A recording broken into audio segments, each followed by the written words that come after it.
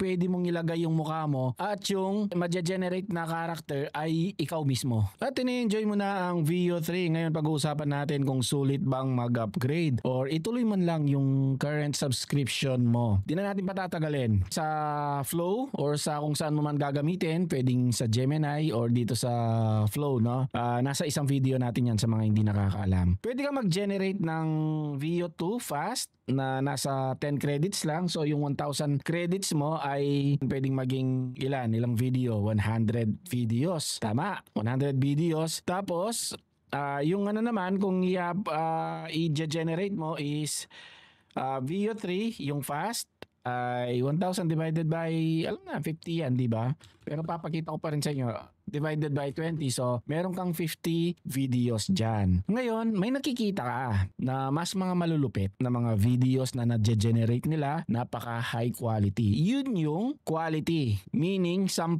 lang ang magagawa mo sa 1,000 credits mo. Ngayon, gagawin mo lang to. Gawin mo lang na pwede mong itry na 2 beses yung quality. Tapos, yung ibang natitira ay gamitin mo na muna sa fast. Pero dun sa quality, ang reason mo dapat kaya mo gagawin yon is iniisip mo na mag-upgrade dun sa mas mataas na plan. Kaya kailangan mong ma-convince muna na sulit itong quality. Kasi nga dun sa pangalawang plan, ito ay meron kang 12,000. Ito lang yung pag-uusapan muna natin yung credits, no? 12,500 divided by, alam niyo na, 125 yan, divided by 100. So meron kang 125 na Veo quality. So 125 magkano yan? 125, di ba? 69 divided by 125. Take 55 pesos kada isang video sa quality. Pero syempre, kung nagtitipid ka total na okay lang din naman yung video at nag-e-enjoy naman din sila sa mga ganong quality, no? So 12,500 is meron kang 625 na videos na ma-generate. Sabihin na lang natin na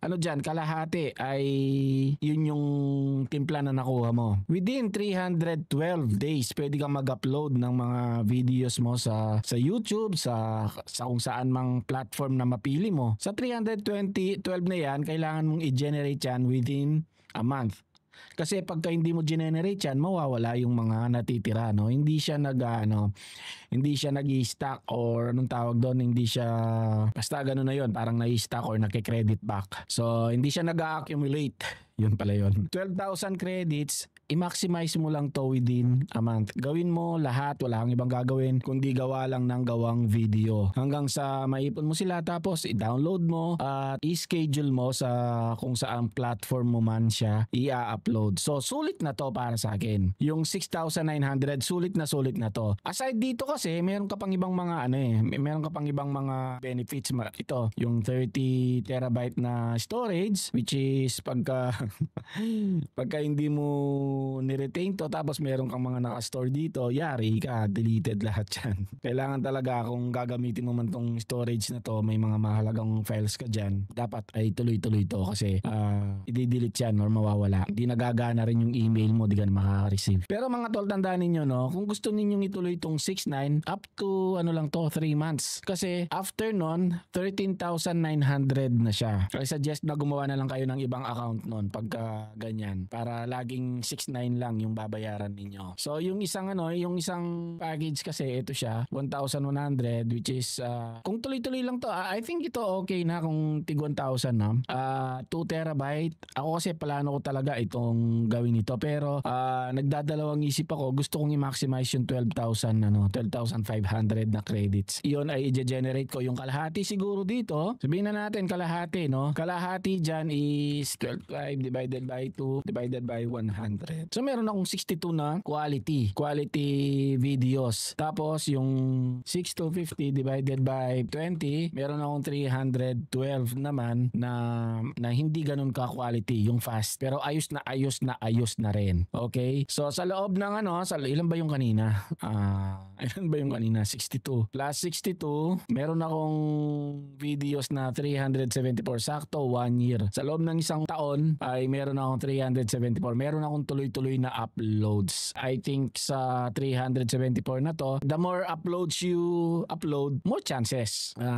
Palagay ko, kahit 2-3 man lang yung mag-trending dito na millions of views, magkakaroon ako ng subscribers. I think talaga na ito ay sulit. Pero kung may extra lang kayo, pwede ninyong investan to, tapos manood kayo ng mga tutorials para ma-master ninyo yung tamang pagpa-prompt. And kagaya nung ginawa ko, I suggest na mag-prompt kayo sa magpaturo kayo sa ChatGPT. Doon ninyo gawin yung ninyo prompt. And again, pagka nagki-create na kayo, iset ninyo ito sa 1. Iset ninyo yan sa 1. Kasi baka dun pa lang sa una ay makuha mo na yung generate mo. Kasi by default, nakaset ito ng 2. Tapos ilagay ninyo dun sa fast muna.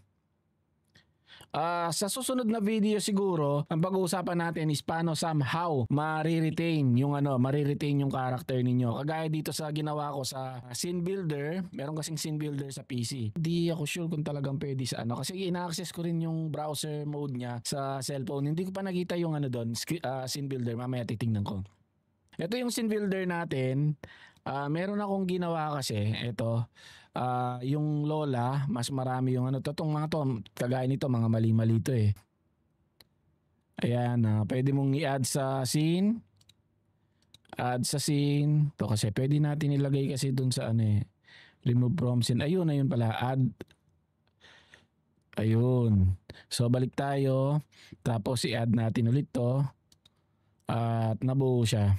Ito siya. Play na natin ngayon. Done na natin. Tapos, ayan siya. Tuloy-tuloy yan. Tapos, pwede ninyong bawasan. Ayun. Then, nahuli siya. Halimbawa, yun, may idle siya, no? Parang hinihintay niya yung mga soldiers. Pwede ninyong bawasan dito na. I-cut na ninyo na kunwari. Nandito na siya. Para hindi siya mukhang hindi siya mukhang naghihintay. Ayun. O, tingnan mo. Dito, may konting idle din. Parang hinihintay pa rin niya na may mangyari. Siguro, ganyan. Mas maganda. Yan, ganunin mo lang ng konti. Ikaw na lang maglaro. Tapos dito, ang mapapansin niyo hindi pa siya perfect eh. Hindi lang halata. Tingnan niyo, nag-iba yung mga soldiers.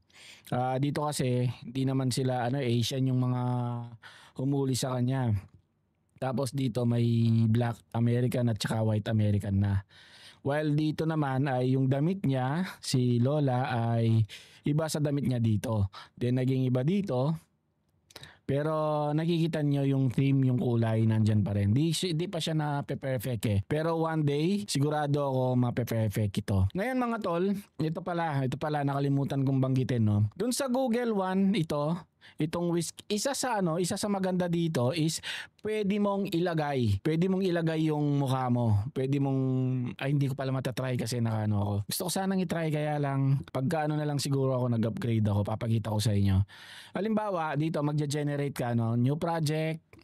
Tapos, meron tayong tinatawag na ingredients to video. Itong ingredients to video na to ay pwede mong ilagay yung mukha mo at yung magja-generate na character ay ikaw mismo. Hindi siya pa ganun ka perfect sa mga nakikita ko. Pero halatang ikaw yon. Pagka pinakita mo sa mga kaibigan mo, halata nila na ikaw yon. Ito, i-add mo lang to. Kaya lang, pwede lang tong matry dito sa ultra features like ingredients. Yun yung isa sa makukuha natin. Premium features like ingredients to video. Tapos yun yung isa sa mga pwede mong gawing consistent yung character mo dito somehow. Pero I'm not sure sa damit. Di pa ako nakakita ng sample na yung damit ay consistent. And I think hanggang dito na lang at bukas siguro or sa next video natin ang i-upload ko is yung kasunod. Ano na yung next step natin para magawa yung ating YouTube automation. Okay? Thank you and God bless.